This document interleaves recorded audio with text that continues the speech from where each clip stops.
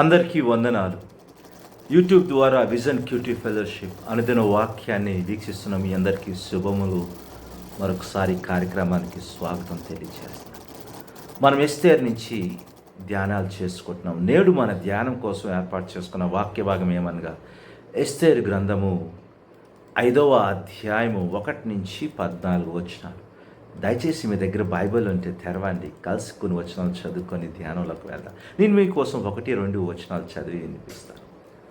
3వ దినమందు ఎస్తేరు రాజు భూషణములను ధరించుకొని రాజు నగరం యొక్క ఆవరణంలో రాజు సన్నిధికి వెళ్ళి నిలిచెను. రాజు నగర ద్వారమునకు ఎదురుగానున్న రాజు ఆవరణములో తన రాజాసనం మీద రాజు కూర్చొని ఉండెను. రాణి అయిన ఎస్తేరు ఆవరణంలో నిలబడి ఉండుట రాజు చూడగా ఆమె యందు అతనికి దయ పుట్టెను. రాజు తన చేతిలో నుండి బంగారు దండమును ఎస్తేరు తట్టు చూపగా ఎస్తేరు దగ్గరికి వచ్చి దండము యొక్క కొన ముట్టెను. చదివిన వాక్యమును దేవుడు దీవించునుగాక. చదివిన వాక్యమును బట్టి మనం ఏర్పాటు చేసుకున్న అంశం ఏమనగా రక్షించడానికి ఒక పథకము, చంపడానికి ఒక పథకము. A plan to save, a plan to murder అనే అంశాన్ని మనము ఏర్పాటు చేసుకున్నాం.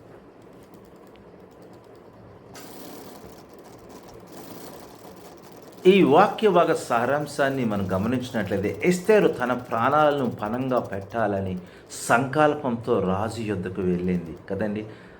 ఆ రోజులో రాజు యొద్దకు వెళ్ళాలంటే రాజు పర్మిషన్ లేకుండా, ఆయన పిలుపు లేకుండా వెళ్ళకూడదు. అదృష్టవశాత్తు రాజు ఆమెను అనుకూలంగా పిలిచినట్లుగా మనం చూస్తాం. ఆమె ఏమడిగినా ఇస్తానని వాగ్దానం చేశాడు. ఆమె కోరే ముందు ఎస్తేరు మొదట రాజును మరియు హామానును విందుకు ఆహ్వానించింది కదండి. ఒక ప్రణాళిక రచించింది. ఏ విధంగా తనలో మనసులో ఉన్న ఆ మాటను రాజు యొద్దకు హామానును రాజును విందుకు పిలిచింది. ఇది ఒక పథకం. ఈలోగా మొర్దెకై తన పట్ల అగౌరవాన్ని సహలించని హామాను తను చంపడానికి కుట్ర పనడం ప్రారంభించాడు. ఎస్తేరు రహస్య పథకాన్ని గురించి హామానుకు తెలియలేదు కదండి. హామాను మోసపూరిత పథకం గురించి మొర్దెకై కూడా తెలియలేదు. ఈ విషయాలు మనం ఇక్కడ సారాంశంగా చూడగలం.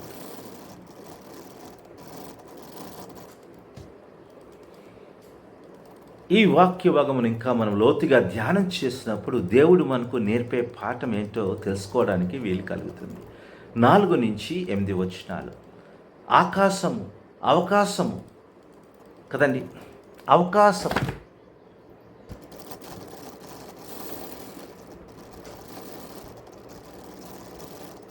ఈ వాక్య భాగమును ఇంకా మనం లోతుగా ధ్యానం చేసినప్పుడు దేవుడు మనకు నేర్పే పాఠమును గ్రహించడానికి వీలు కలుగుతుంది.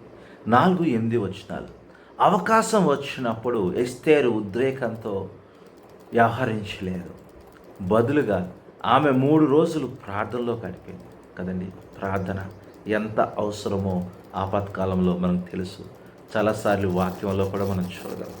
అవసరమైతే మరణాన్ని ఎదుర్కోవడానికి ఆమె ధైర్యాన్ని తెచ్చుకుంది కదండి. మరియు సమయం వచ్చినప్పుడు తన ప్రసంగంలో కదండి వివేకవంతంగా వ్యవహరించింది. ఏం మాట్లాడాలో ఆమె తెలుసుకుంది. ఇవన్నీ ఎస్తేరు దేవునిపై కలిగి ఉన్న ఆమెకు ఆ యొక్క విశ్వాసాన్ని ఇక్కడ మనం చూడగలుగుతాం. ఆ నమ్మకాన్ని ప్రతిబింబిస్తే కదా ఆమె చేసిన ప్రతి పనిని కూడా మనం చూడగలుగుతాం. మనం ప్రభుపై దేవునిపై ఉన్న నమ్మకం ఉంచినప్పుడు సరైన సమయం కోసము వేచి ఉండాలి, ప్రార్థించాలి, వేచి ఉంటూ ప్రార్థించాలి. మరియు అది సమయం వచ్చినప్పుడు దాన్ని గ్రహించి స్వాధీనం చేసుకోవడానికి మనం జ్ఞానం కలిగి ఉండాలి. ఎస్తేర్ నుంచి విషయాలన్నీ నేర్చుకోవాలి కదండి. దేవుని మీద నమ్మకం ఉంచి ప్రార్థిస్తూ మనం చేయవలసినవేంటో దేవుని నుంచి నేర్చుకుంటూ ఆ విధంగా నడుచుకోవడానికి మనం దేవుని నుంచి జ్ఞానాన్ని సంపాదించుకోవాలి. అదే ఎస్తేరు సంపాదించుకుంది. ప్రియమైన వాళ్ళారా, మనం ఆలోచన చేయాలి.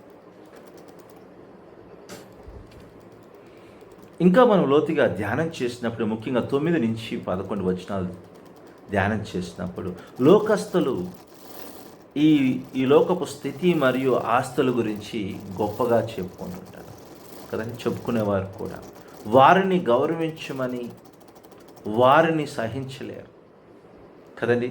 వారిని గౌరవించిన వారిని సహించలేరు. వారు వస్తే రాణిని ఆమెను పదవి నుంచి తప్పించారు కదండి. పదవి నుంచి తప్పించిన రాజు అశ్వరేషు రాజులాగే హామాను మొర్దుకైని నాశనం చేయడానికి ప్రయత్నించాడు.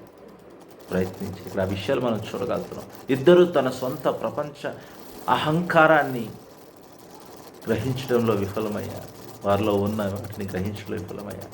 ఎవరైతే తమను తాము నిజంగా తగ్గించుకుంటారో వారు దేవుని చేత హెచ్చింపబడతారు. దృఢమైన నమ్మకంతో ఉండాలి కదండి. దేవుని బిడ్డలారా, దేవుని వాక్యం మనకి సెలవిస్తుంది. ఎవరైతే హెచ్చించుకుంటారో వారు నాశనం గురి అవుతారు. అది ఆమాను జీవితం ద్వారా మనం చూస్తాం. ఎవరైతే దేవుని ఎదుట తగ్గింపు కలిగి ఉంటారో వారు హెచ్చించబడతారు. ఆ దృఢ నిశ్చయంతో మనం దేవుని ఎదుట ఉండాలి. అలాంటి విశ్వాసం కలిగి ఉండాలి. దేవుని బిడ్డలమైన మనము దేవుని సేవకులమైన మనము నిజంగా తగ్గింపుతనం కలిగి ఉంటున్నాము. దేవుని ఎదుట అలాంటి జీవితం జీవించాలి. గర్వము నాశనమునకు దారితీస్తుంది. మన జీవితం ఎలా ఉందో ఒకసారి పరీక్ష చేసుకుందాం, ప్రార్థించుకుందాం. దేవా, మీ నామానికి ఎంతో వందనాలు. ఇప్పటి వరకు నీ వాక్యం అన్న ప్రతి బిడ్డను మీరు దీవించండి నాయన.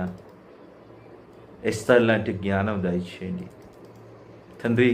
నీ మీద ఆధారపడుతూ సందర్భంలో ఏ విధంగా వ్యవహరించాలని జ్ఞానాన్ని మాకు దయచేయండి. తగ్గించుకుంటూ నీ ముందు నడవడానికి సాయం చేయమని యేసుక్రీస్తు నామములో ప్రార్థన చేసి పెట్టుకుంటున్నాం తండ్రి. ఆమేన్. ప్రియమైన వాళ్ళారా, ఇప్పటి వరకు దేవుని వాక్యమును ఓపికగా విన్నారు. దాన్ని బట్టి మీ అందరికీ వందనాలు. మీ సలహాలు సూచనలు మాకు తెలియచేయండి. దేవుని కృప మీకు ఎల్లప్పుడూ తోడైండును గాక. ఆమేన్.